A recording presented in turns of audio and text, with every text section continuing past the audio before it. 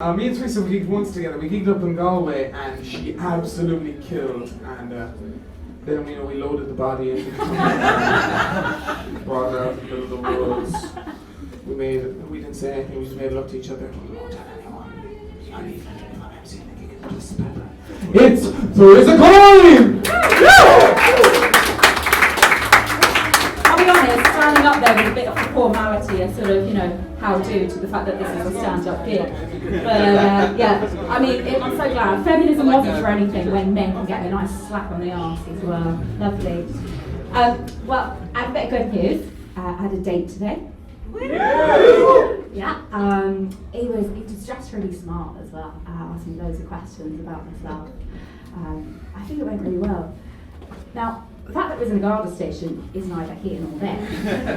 Now, he did ask my name and number though, so here's hoping. I'm a really big fan of conspiracy theories.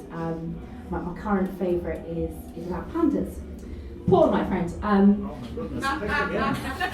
See, we know you. We feel an affinity with you. We've built a rapport. There's a bunch already. Wow. Things moving pretty quickly, Paul. That was you at the guard station earlier on. No. Pandas, yay or nay? Do you like pandas? Do they have cancer? I don't know. I haven't researched that. Yes, I did. Yeah. Okay. Cool. You're entitled to your opinion, Paul, but you're wrong. I'll tell you, Paul. Pandas are pricks. There's more to my theory than that. Don't worry. I think pandas are just people dressed up in costumes. That's the end of the theory, pretty much. That's about all the research I've done there. Now, I kind of got thinking about this, and I thought, maybe it's some sort of witness protection program, because in Edinburgh Zoo, they pay over €1 million a year to keep each panda, right? Now, I've written a couple of letters basically saying, for half of that money, I will swing off all the trees and chew on all the bamboo they like. I won't be such a frigid bitch either. As of yet, I've had no reply, only from their legal team. Now, the thing is with pandas, I think they're one of those lies that we were told as kids, a bit like Santa, the Tooth Fairy, and happiness. And, my parents never sat me down and went, Teresa, we need to tell you about sunshine and fruit tea, because that's what I would call pandas, ironically.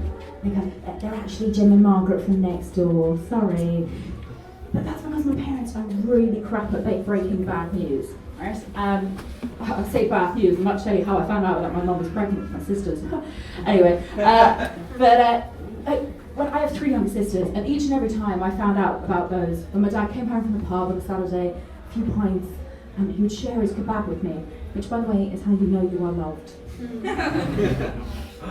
And he would go, your mum's having a baby, good night, and just leave me there. That would be that. And there's me, shell-shocked, 5 years old, going, I'm being replaced, okay. And the other another example of this is my little sister. She had a rabbit a couple of years ago and it died. Very sad. She was devastated, obviously. She was lying on the couch, crying her eyes out, just getting snot all over the cushions. It's quite a sight.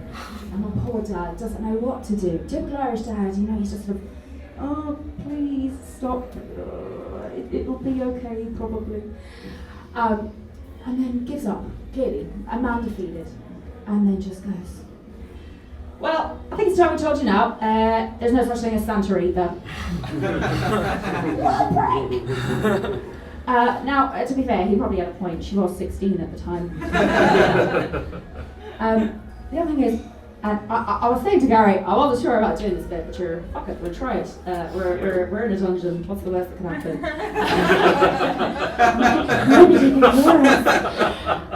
It was DJ this week. Is that what this is for? The Anderson shelter thing going on? Yeah. But so I was walking home from the shops the other day, and I see a girl in a school uniform, and she's carrying a plastic doll. Now the doll has dark skin colour, right? Grand. Now I assume it's some sort of project that she's doing, because it's a Catholic school she goes to, so I guess they're just trying to scare her out of ever having sex through unhealthy fear. I'm walking up the road, and there's a woman across the road at the bus stop. She shouts across, Hey! I think you're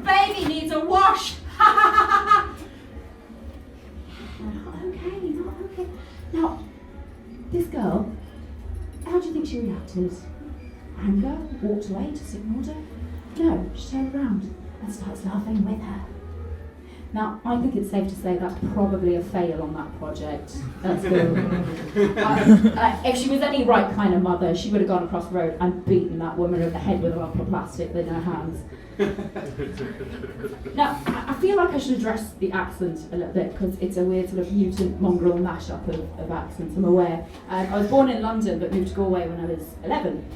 And I love living over here now. It's, I'm very settled here. I consider myself very much Irish. The only thing is, it's placed me in this really peculiar subset of Irish society that includes people like myself, homosexual men, junkies, prostitutes, and anorexics. Yeah, let's have a think about what sordid little adventures me and my motley crew get up to. It just means we're not giving blood. That's it. Now, the first time I went to go and give blood was a couple of years ago. You go and do a little questionnaire just assessing your general state of health. The question that rules me out is, have you spent time in the UK prior to 1996? So there's me out of the game. But he carries on with the questionnaire. I don't know, it was in Galway, it's very quiet, not a lot happens, you have time to kill. And the second question, the question that follows immediately after is this. Bear in mind now how the previous question was very, very, pretty tame, pretty innocuous.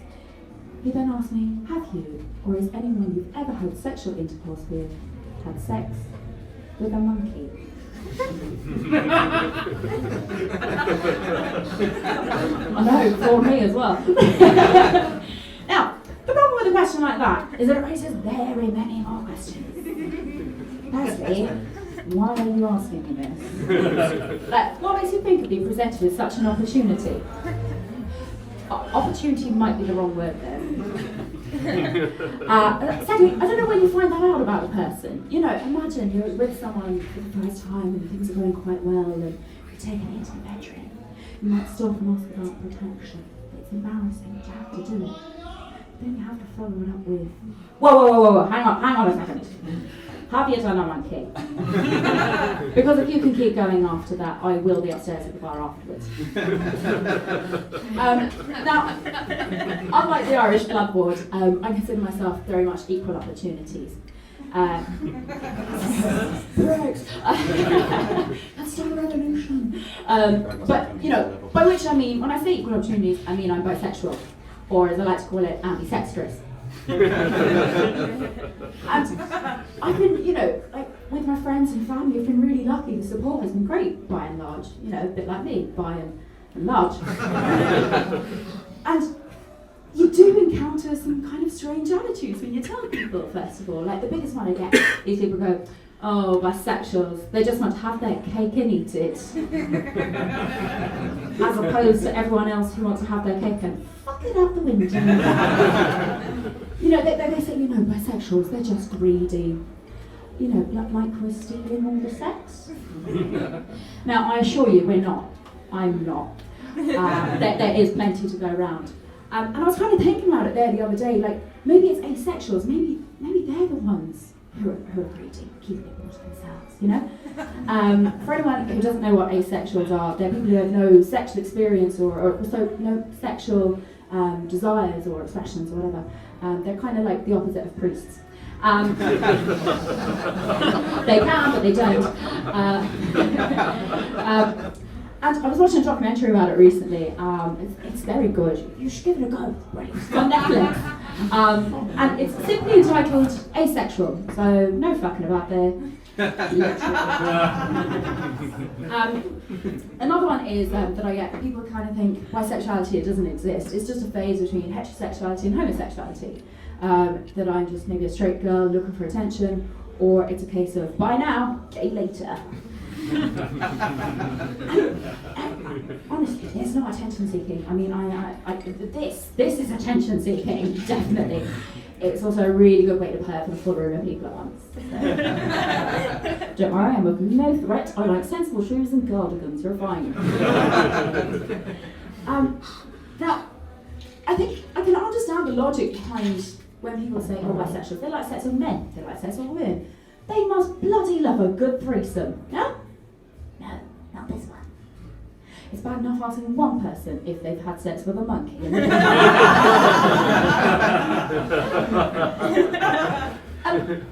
When I think of threesomes, I can't help but think, and maybe this is indicative of some sort of warped sexual past I have, but I can't help but think of the Chuckle Brothers.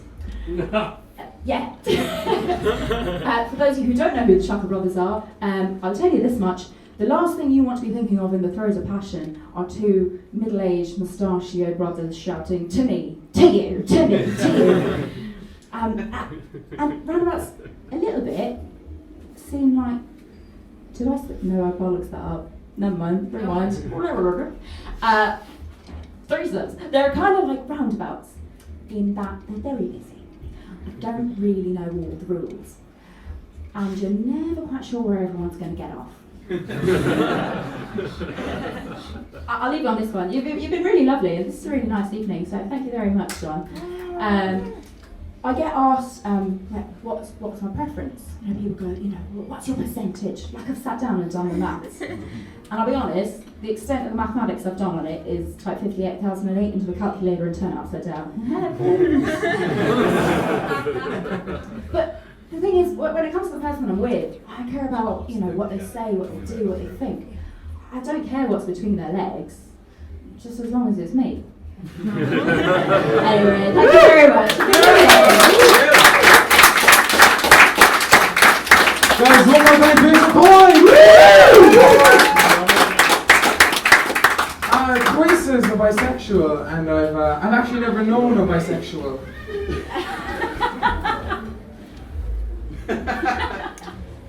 I hope we cleared up some issues. Talk to me.